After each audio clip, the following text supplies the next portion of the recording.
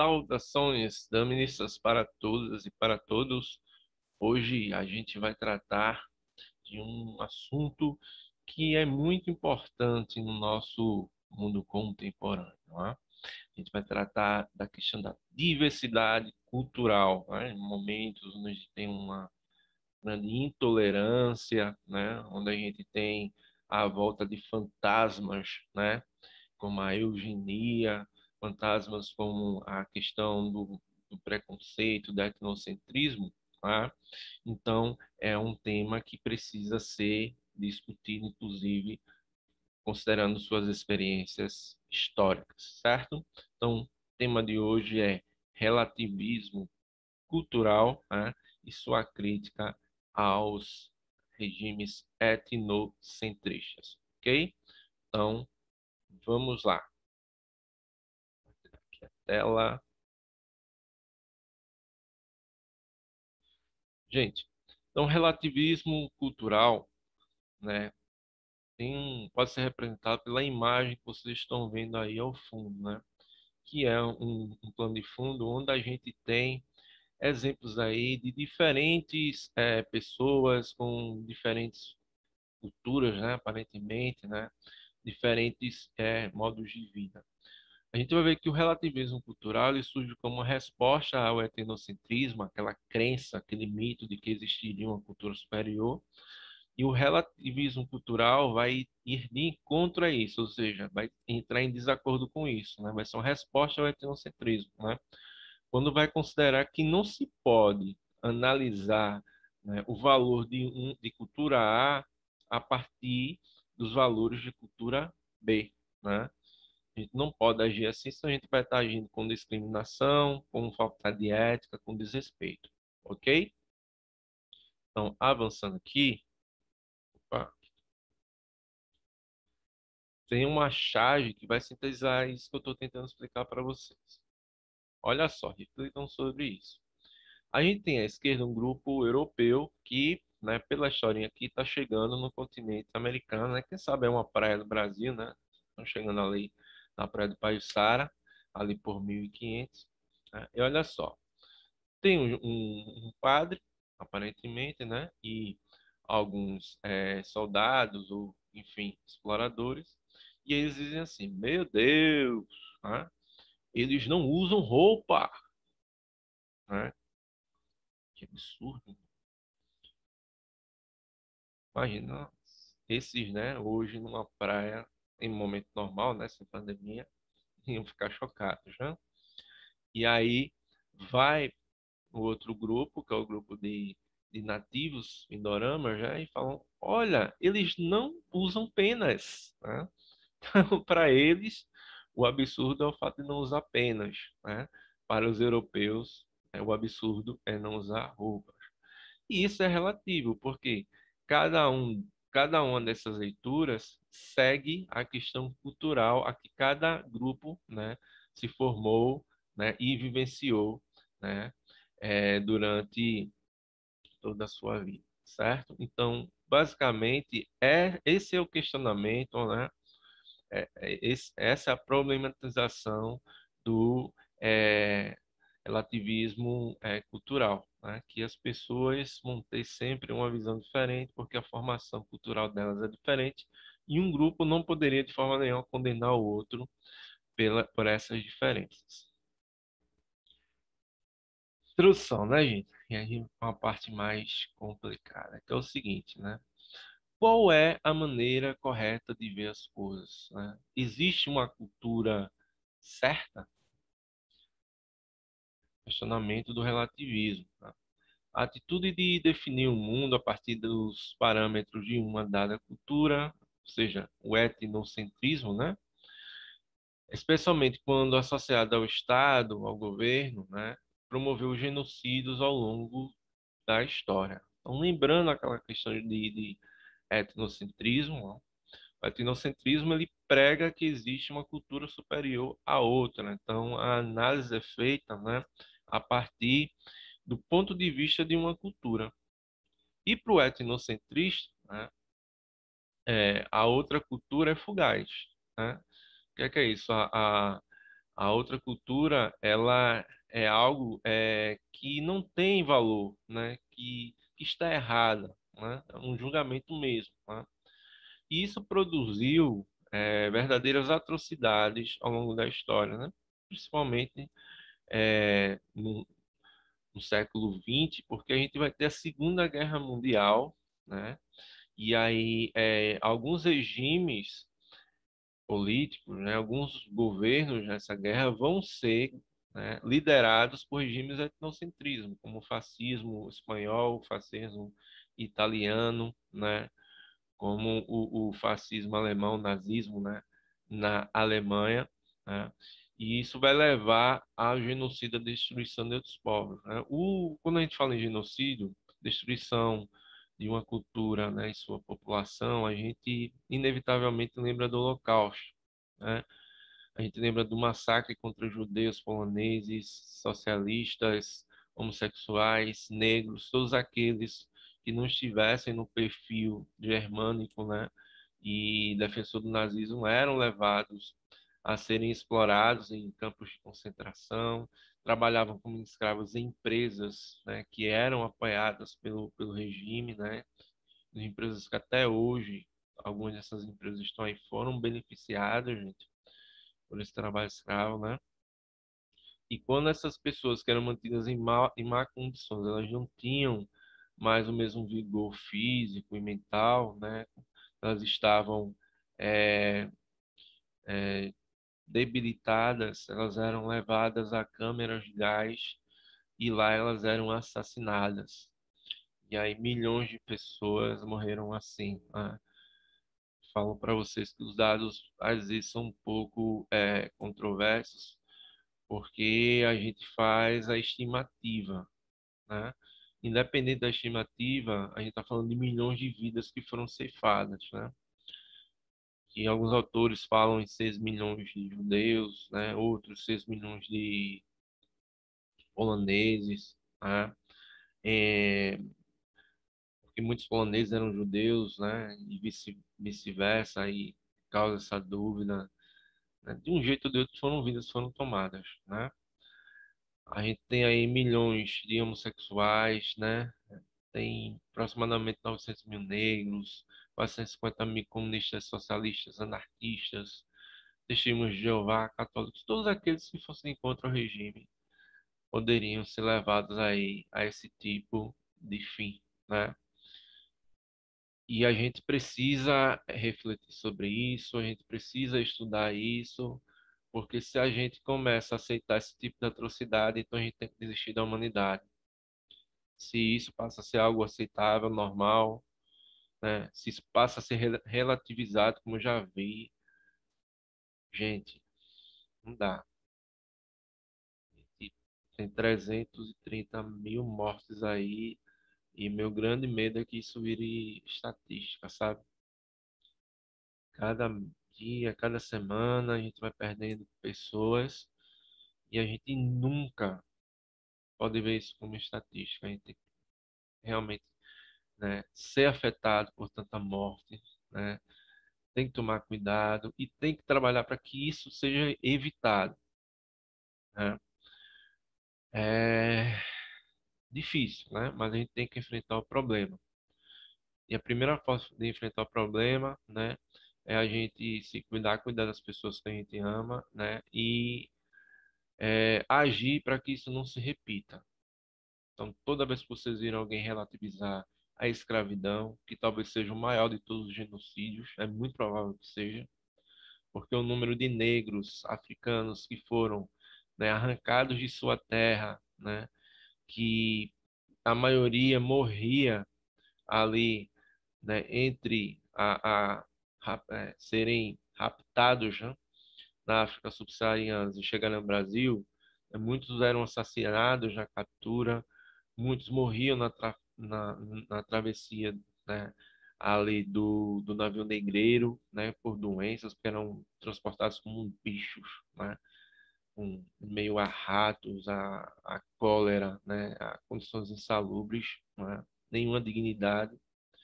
E quando não chegavam aqui, eram vendidos como mercadorias, como bichos, né?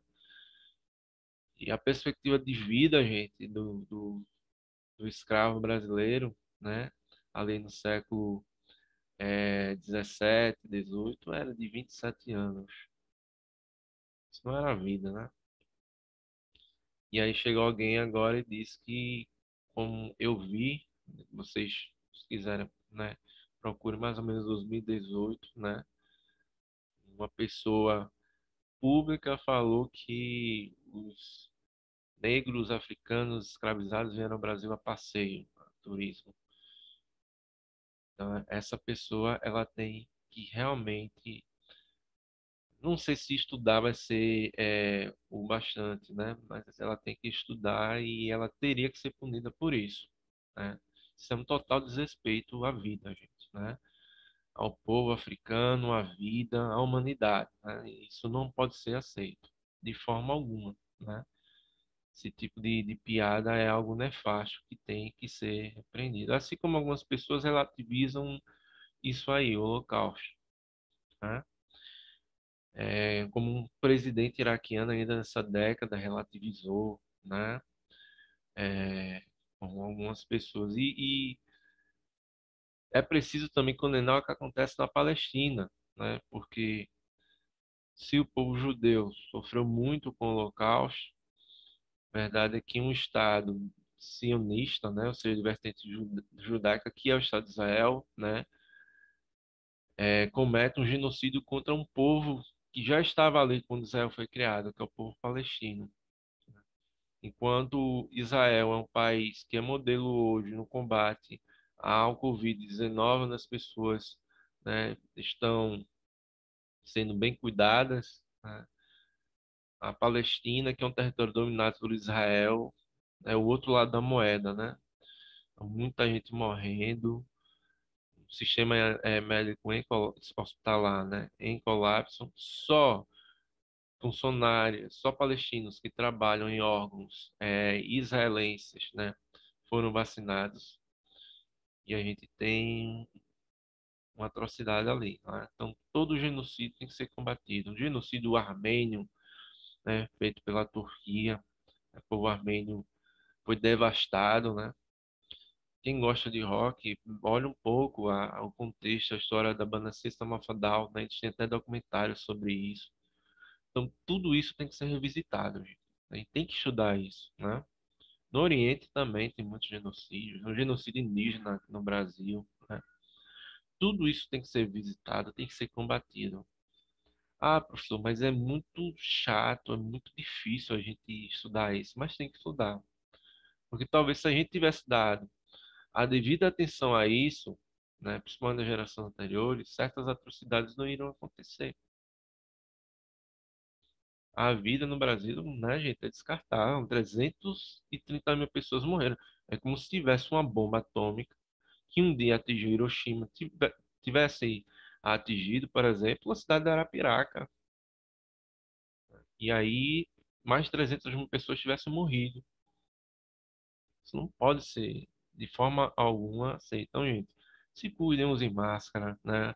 Usem álcool, né? E combatam esse desrespeito à vida. Qualquer discurso nesse sentido de relativizar a morte, sabe? É muito perigoso. Não pode ser aceito pela nossa sociedade, certo? Ah, pessoal, continuando, né? Desculpem aí pelo andamento, mas é importante que isso seja dito, que vocês reflitam sobre isso, né? Eu não estou impondo, né, uma opinião, mas que ela sirva para que vocês reflitam, né, sobre a importância da vida, né? No século XIX havia no mundo predomínio, né, principalmente nos países imperialistas, né, dessa ideia de darwinismo social. Eu vou tentar explicar isso a vocês, né? O darwinismo social, gente, é simplesmente um determinismo. Se é que a gente pode usar o termo simplesmente para isso, né? O Charles Darwin, ele desenvolveu a teoria lá da evolução das espécies, certo?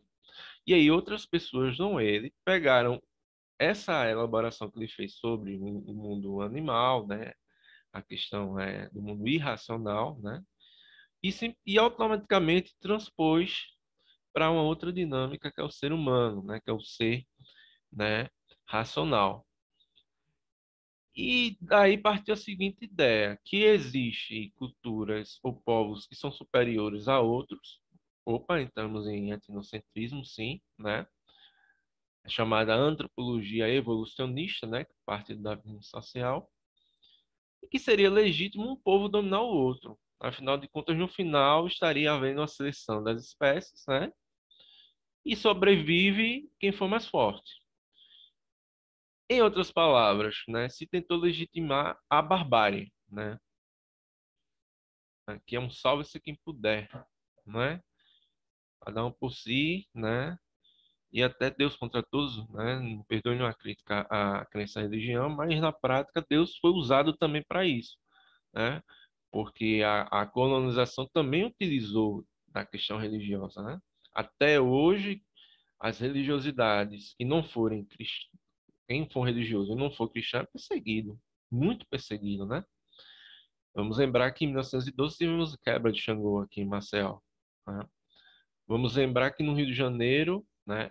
Eu acho que até passei, eu vou passar um texto para você sobre isso. É comum milícias, né, usarem da religião da igreja, né, para afirmarem seu poder ali dentro, tanto milícia como traficantes dentro dos morros, né? E aí combater a diversidade para isso, né? Eles se autodeclaram, né? É, é, milicianos de Deus, né? Olha só, Deus agora tem milícia, né?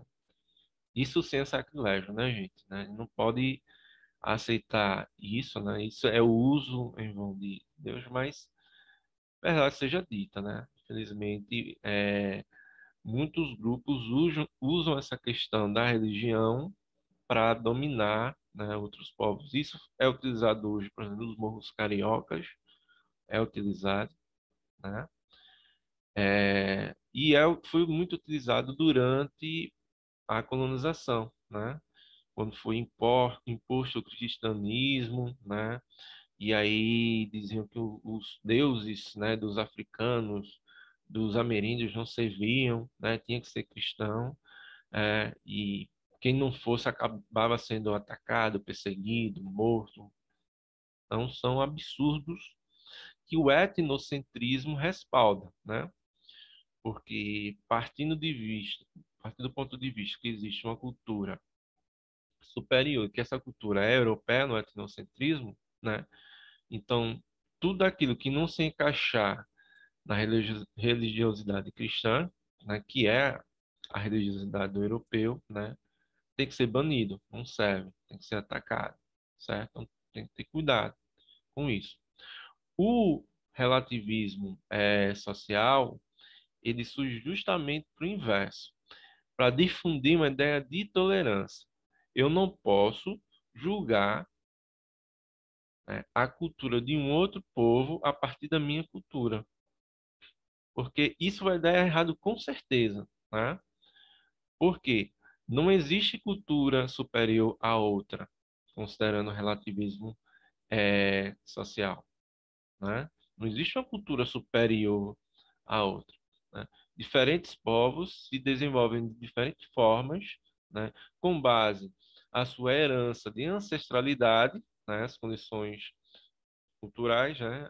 E condições ambientais também, né? Questão bem lógica, né? As sociedades ocidentais europeias, americanas e anglo-saxônicas eram consideradas pelo etnocentrismo como civilizadas. E o povo da América Latina, África, Ásia e Oceania eram seres primitivos. Então, essa história de darwinismo social com a chamada teoria do espaço vital, para quem não lembra, teoria do espaço vital, primeiro ano, né? Um povo, né? Uma civilização, né? Que isso aí partiu da Europa, né? Teria o direito de ter seu território e explorar outros territórios, né? Teria um direito, isso, né? Para se desenvolver. Então, essa teoria do espaço vital. Tá? Então, isso, junto com o darwinismo social, respaldou o chamado imperialismo, partilha da África, né, ou corrida expansionista do século XIX. onde muitos territórios pelo mundo foram dominados pelos impérios, né?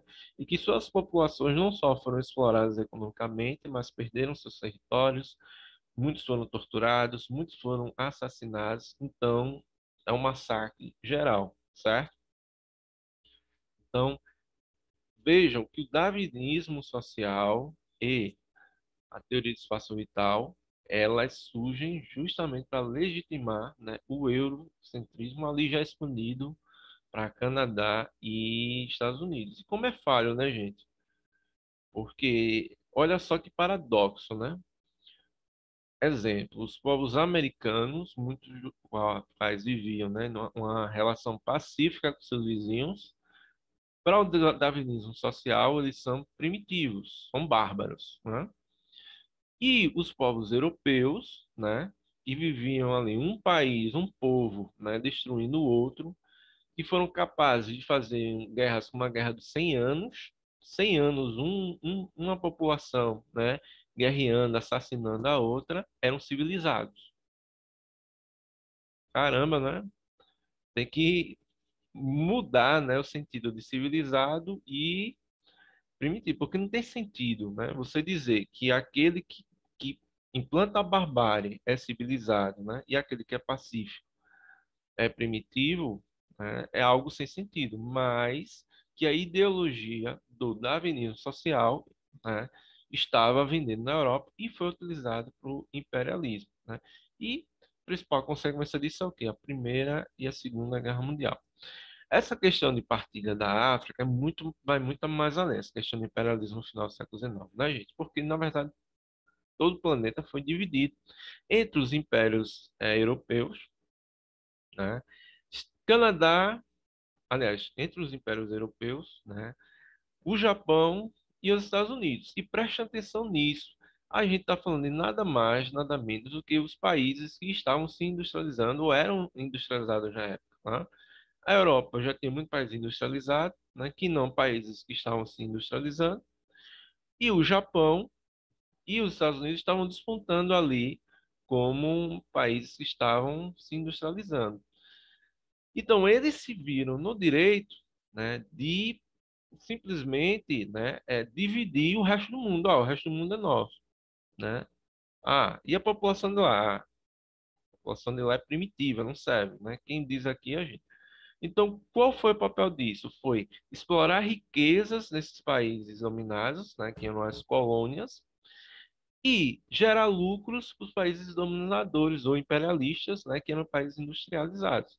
O que eu estou tentando mostrar a vocês, gente, é que se hoje a gente tem países desenvolvidos e países não desenvolvidos, né, esse momento foi crucial, porque as colônias foram saqueadas, foram roubadas, e parte do lucro que foi gerado com tudo isso é que financiou a industrialização de Estados Unidos, países europeus, Japão. Então, se esses países são países de ponta hoje, se deve à exploração, né, das colônias da África, da América Latina, da Oceania, né, de parte da Ásia. Então, o sacrifício da população das colônias, né, é que financiou o desenvolvimento das potências, né? Então, meritocracia que nada, né? O que existiu aí foi exploração, certo? Reparem que essa mesma divisão no mundo atual, se a gente fosse pegar a divisão de países desenvolvidos e países, né, subdesenvolvidos, as únicas diferenças aí seriam a Islândia, que era colônia, reparem, está lá em cima, né? O Canadá e a Austrália. O resto já foi definido aí, quem ia ser desenvolvido e quem ia ser subdesenvolvido. Quem ia ser explorador, quem seria explorado, tá bom? Então, é muito importante a gente estudar esse momento. E aí a gente tem a divisão, né? Vocês vejam aí, ó, os impérios e a divisão pelo mundo. A Inglaterra, então, era dona da maior parte do planeta, né? Boa parte do planeta era ali de comando da Inglaterra, né? Mas eram eles, olha só. Desafio vocês a encontrarem um país aí, né, que não seja potência ou não seja desenvolvido, né?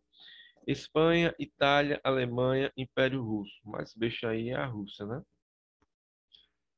Império Turco Otomano, também, né, que hoje é a Turquia, basicamente, né? Portugal, França, Bélgica, Holanda, Dinamarca, Grã-Bretanha, Japão, Estados Unidos. Então, assim, esses países, né, com poucas exceções, se tornaram países desenvolvidos. E os outros? São os países explorados. Aí a gente chega ao nosso principal nome, né, de hoje, que é o Franz Boas, né? Ou, como algumas pessoas chamam de falar de Boas, né? No início do século XX, começou a surgir, gente, visões, né, teorias questionando o etnocentrismo, o darwinismo social e tendo uma nova leitura sobre essa questão dos povos e da diversidade. O antropólogo alemão, né, Franz Boas, 1858-1942, foi o primeiro a ressaltar a importância das diversidades das culturas, né, de entendê-las em seu próprio contexto, a partir de suas peculiaridades, né? Importante dizer que o Franz Boas, né, ele é alemão, mas ele vai ter uma maior influência mesmo nos Estados Unidos, né? Porque esse período aí, inclusive da Alemanha, né, do primeira metade do século XX, é muito complicado, é um período muito imperialista, né, e até tem a questão do nazismo, certo? Então, suas ideias vão ser até combatidas, né? Mas nos Estados Unidos, as ideias vão até fundar, né? Suas ideias, uma escola, ou seja, uma linha de pensamento estadunidenses, né, a partir do Franz Boas, tá? Rompendo com a teoria evolucionista, Boas defendia não haver cultura superior ou inferior. Devem ser considerados fatores históricos, naturais e linguísticos que influenciam o desenvolvimento de cada cultura. Uma situação aí, né, só para dar um exemplo, bem, assim, bem light, que é a questão, não sei se é light na palavra, né, mas a questão da figura bovina da vaca. Veja como as diferentes culturas a vaca é tida, né, como algo diferente. Na Índia, para os hindus, né, a vaca é sagrada porque ela gera o leite, né, que é um alimento sagrado por alimentar a primeira infância da gente. Então, assassinar e comer uma vaca seria como fazer o mesmo com sua própria mãe. Então, inaceitável, né? Então, vejam que a vaquinha aí tá relativamente tratada, né? Tá com agasalho ali de tapete, com joias, toda decoradinha. Aqui no Brasil, né, e na maioria dos países, né, a vaca, o principal símbolo dela é o churrasco, né, a carne bovina para alimentação. E muitas vezes esses animais passam por um processo indigno, né? São abatidos, mortos de qualquer jeito, com muito sofrimento, a machadadas, por exemplo, né? E é o inverso, né, do que acontece ali para os hindus, né? Convenhamos, né? Quando você vai comer um churrasquinho, você não vai perguntar isso aqui é um boi ou isso aqui é uma vaca, né? Vira tudo a mesma coisa, né? Abre-se caminho para várias vertentes, gente, de análise pelos quais o estudo das diferentes comunidades étnicas passou a ser feito a partir de características de comunidade, né? De cada comunidade. Então, sem esse julgamento entre uma cultura e outra. Então, a abordagem mais imparcial, evitando análises preconceituosas, ficou conhecido como relativismo cultural. Parte do princípio de que não há valores culturais universais, né? Indiscutivelmente não há, né? A questão da vaquinha mostra isso. Na Índia é visto de um jeito e no Brasil é visto de outro, né? Os valores de uma cultura não podem ser avaliados tendo como referência os valores de quem os julga, né? É aquela coisa, se a gente vai estudar a história de Alagoas, a gente vai ver que os europeus viam como uma aberração, né? E realmente a gente pensar, né, no antropofagismo caetés é assustador para a gente, né? Pela nossa formação ética, né? Pela nossa moral, é inaceitável que alguém seja alvo de canibalismo, um ser humano. Entre os caetés isso poderia acontecer, porque existia um ritual antropocêntrico, né, não, antropofagista, desculpa lá, em que uma pessoa em certa época do ano era eleita, geralmente era um guerreiro de uma tribo adversária, né? Tinha sido capturado. E essa pessoa era escolhida pela sua bravura, sua inteligência, e ela era servida em um banquete, né?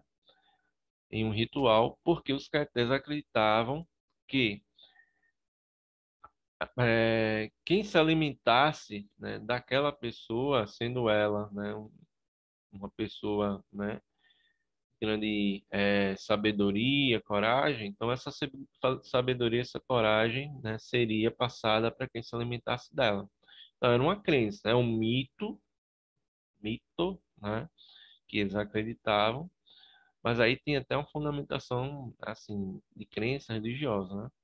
Os europeus condenaram isso, mas os europeus, né, não refletiram sobre a importância da vida quando vinham aqui, devastavam os territórios dos caetés, né, e assassinaram caeté por caeté, não sobrou um. Todo aquele caeté ou todo aquele nativo que não se adequasse, né, à cultura europeia, né, que não aceitasse a língua dos portugueses, as vestes portuguesas, né, o modo de vida, né, a crença, importante se ligar a isso, né, portuguesa, porque os nativos brasileiros tinham um sistema mítico, um sistema de crença, tinham suas divindades, mas eles tiveram que abdicar, porque se não abdicassem, eles seriam torturados, seriam mortos, como muitos foram, né? Então, nisso, os europeus não pensaram. Condenar o Caeté que cometia antropofagismo, né? Mas, por outro lado, né, cometer genocídio. Pior do que você matar uma pessoa, matar milhares, né? Como acontecia, né? Óbvio, toda morte deve ser lamentada, né, gente? Não estou defendendo aqui antropofagismo que até não, tá?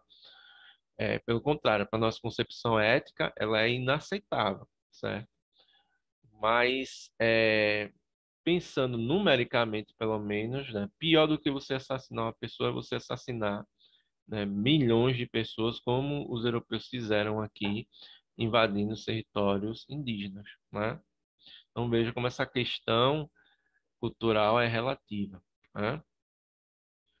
Outras situações que mostram isso, olha só, a gente tem aí, né, um aborígene, né, um nativo oceânico ou africano, não dá para perceber bem, né, que está ali, né, celebrando, né, sua crença, né,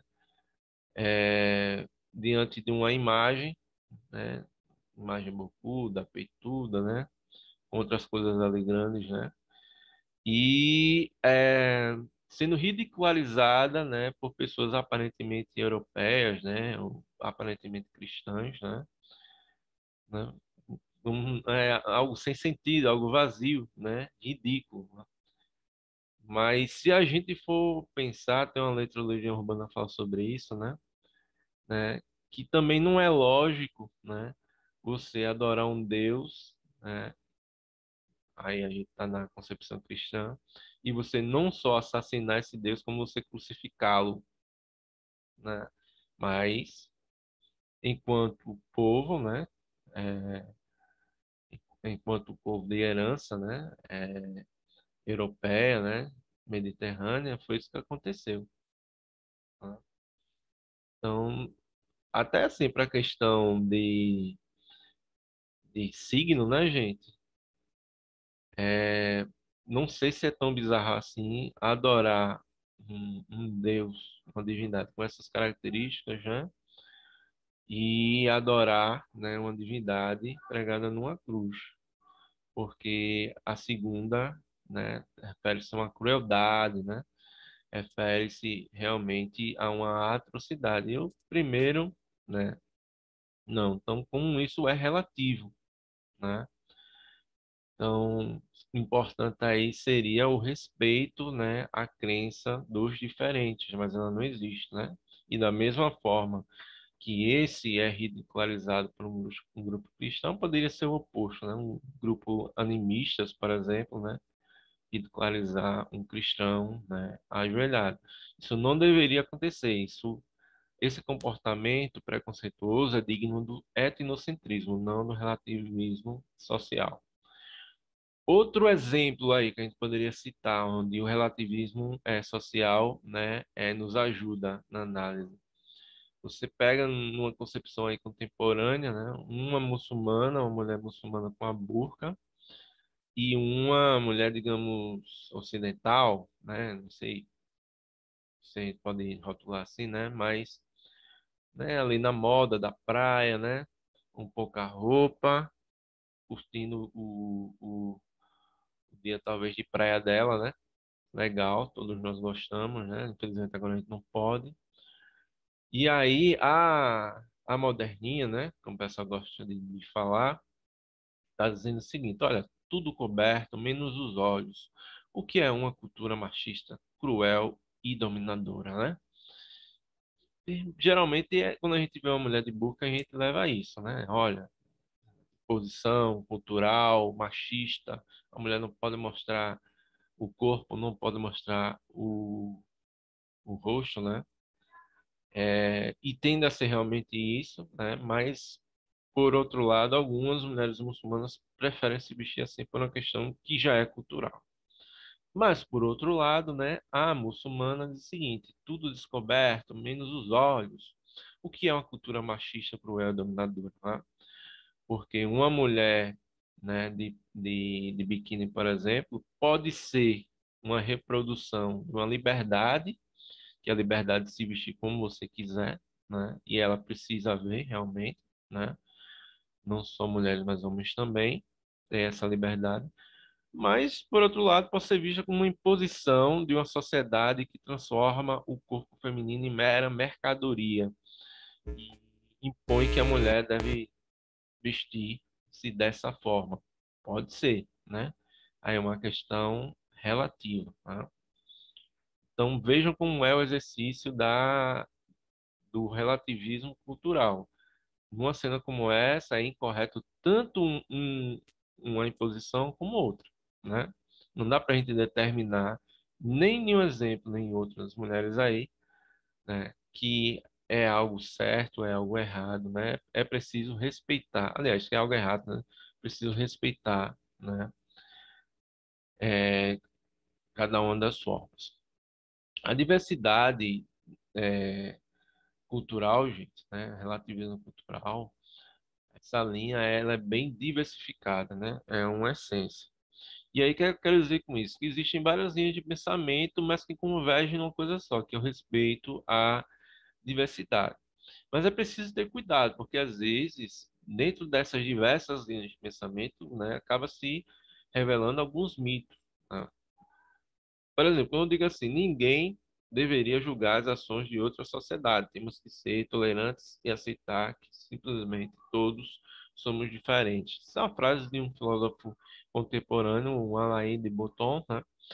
E assim, a afirmação é dúbia, porque tanto leva ao respeito da diversidade, como pode haver um exagero aí e a gente considerar que qualquer atrocidade é aceitável, né?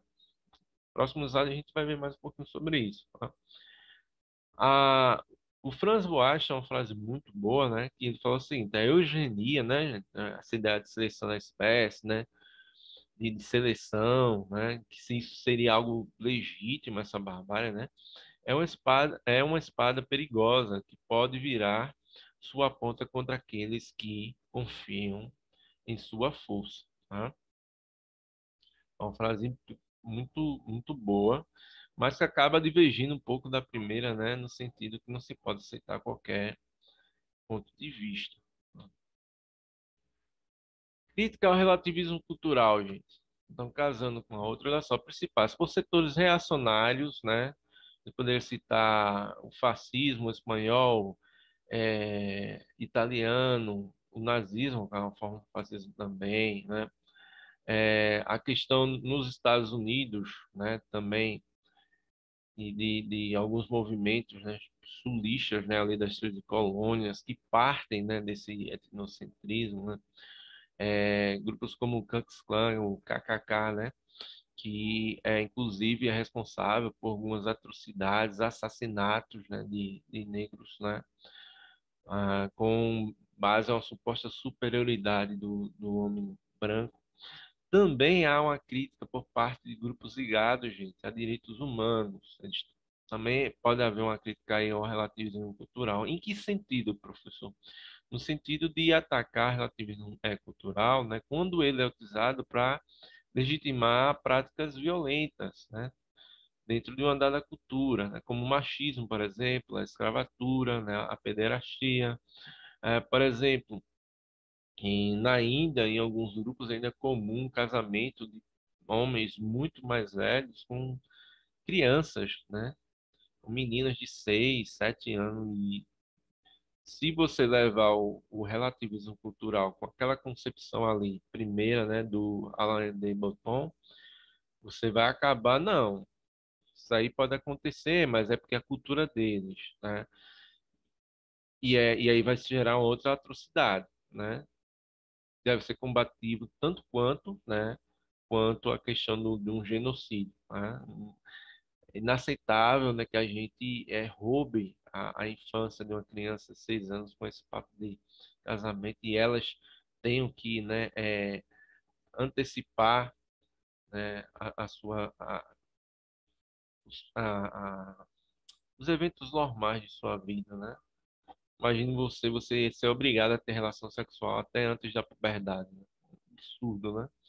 Mas que pode acontecer com base a essa ancestralidade, a essa tradição, a esse conservadorismo, né? Por grupos progressistas que acusam seu caráter conservador ao refutar a concepção de mudanças morais, né? Então, no relativismo cultural, né, algumas linhas elas defendem tão afim com essa questão de respeito, né, à diversidade cultural, né, que acabam passando a mão, né, relativizando atrocidades, como o próprio exemplo da pederastia, né, em alguns grupos hindus, né, é um exemplo disso, né? Então, manter tradições, né, com o discurso da ancestralidade, mas que essas tradições essas culturas são culturas nefastas, né, danosas, né? A sociedade precisa avançar, ela precisa chegar, né, a renovar, né, algumas concepções, né? Porque senão a gente ia viver ainda em regimes, por exemplo, escravocratas, né? As liberdades seriam limadas, né? A mulher não teria direitos, né? Em falando em direitos, né, da mulher, esse grupo, por exemplo, né, é comum, né, isso, grupos feministas, né, que reivindicam o direito, né, ao aborto, né? Aborto ilegal, femicídio estatal, né? Em que sentido? Que muitas mulheres morrem por serem obrigadas a cometer aborto ilegal, né? Existe esse problema e quando o Estado simplesmente diz que é ilegal abortar, é muito comum nesses países que mulheres, quando tenham, né, a gravidez não planejada, né, inclusive abandonadas, né, por seus parceiros, acabam partindo para a questão do aborto, né? Qual é a concepção, né? Entre ter um filho e não poder cuidar é melhor que não se tenha, né? E acabam sendo julgadas, né, por muitas pessoas. E aí existe uma questão aí, uma discussão ética que é a mulher, né? Até quando a mulher ela tem direito sobre o seu corpo, porque se você diz que a mulher não pode abortar, então você está dizendo, você está impondo que ela não tem, né, poder de decisão sobre o seu corpo, porque é ela que vai passar por aquilo. E também tem a questão da vida. Cientificamente falando, né, a vida não começa com a fecundação, né, gente? Né? Tanto cientificamente como até em termos de direito, né? Existe algumas semanas aí até a vida se formar, né? Mas para algumas pessoas, principalmente por uma visão cultural, de tradição, de ancestralidade, religiosa, né, acham que a vida ela começa com a fecundação até antes disso, né? Ao ponto que alguns grupos condenam até, né, atos como a própria questão natural, normal, todo mundo com a masturbação, mas é condenado por alguns grupos que já consideram aquilo uma vida. E assim, no sentido científico, é uma viagem, né, gente? Não tem nenhum sentido, mas algumas pessoas consideram isso. E aí tentam impor a outras pessoas. É uma questão delicada, mas precisa ser discutida, né? A sociedade precisa discutir isso, né? Porque também não dá para usar-se de uma ancestralidade, uma tradição, para impor, né, e limar o direito de outras pessoas, ou, né, continuar com esse problema de saúde pública que muitas mulheres morrendo, muita gente passando, inclusive ganhando dinheiro, né, com a situação ilegal, né, porque o Estado simplesmente vendo os olhos e diz, ah, esse problema não existe, ele existe, né?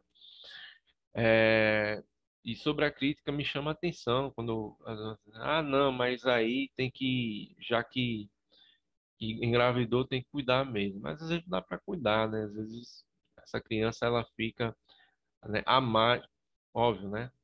Na vida gerada, quando ela nasce, e você tem crianças, várias crianças aí que acabam, né, ficando marginalizadas, né, na própria sociedade, né, própria sociedade das costas. Eu acho que quem faz esse julgamento, né, a primeira coisa que deveria fazer, né, é adotar crianças, né, cuidar de crianças, né, porque se você está questionando, então você tem que começar a dar o exemplo, né, se você está julgando outra pessoa, pô, será que se aquela mulher for convencida e aí pegar essa baita responsabilidade, né? Essa pessoa está criticando, vai